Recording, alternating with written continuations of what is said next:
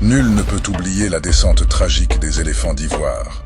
Ces nobles géants, humiliés par la fureur céleste d'une Zalang nationale. Leur défaite retentissante a ébranlé les fondements même d'Afriland, plongeant la terre d'ivoire dans un abîme de désespoir et de honte. Les rumeurs sur une malédiction venant de la vallée mystique d'Akradjo fusèrent de partout. Mais dans cet abîme, les éléphants trouvèrent la force de contempler leurs reflets, brisés mais non vaincus.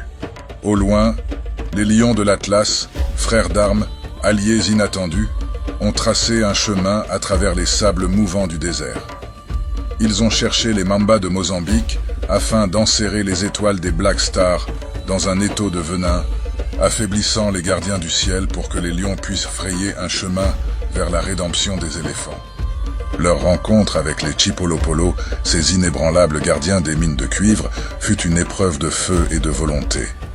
Ashkim, le jeune lion rusé, qui, avec la tactique de la griffe montagne, perça les défenses des Chipolopolo, libérant ainsi la clé de la résurrection pour les éléphants.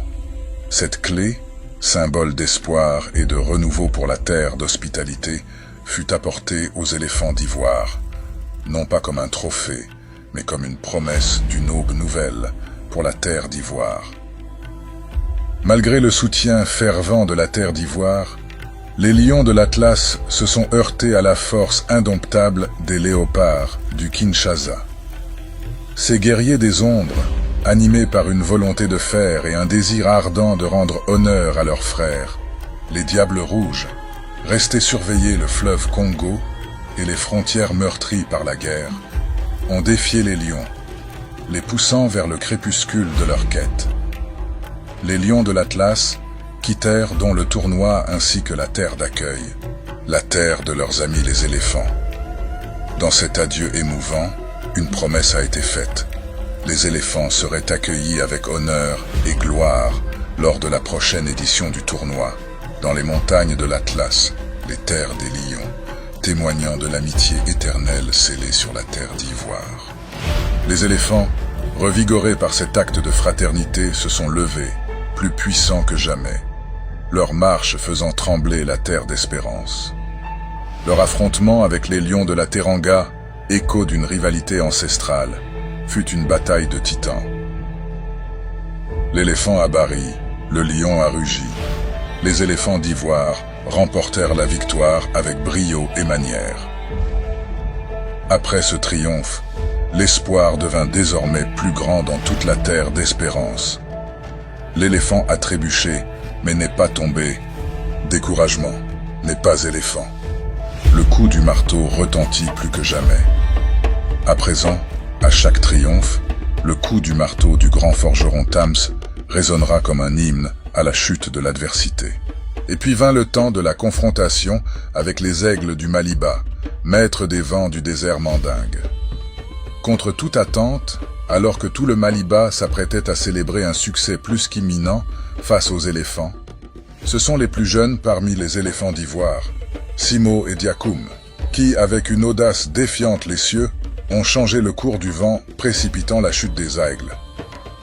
La désolation du Maliba contrastait avec les célébrations dans la tribu des éléphants. Finalement, les éléphants ont croisé la route des léopards du Kinshasa.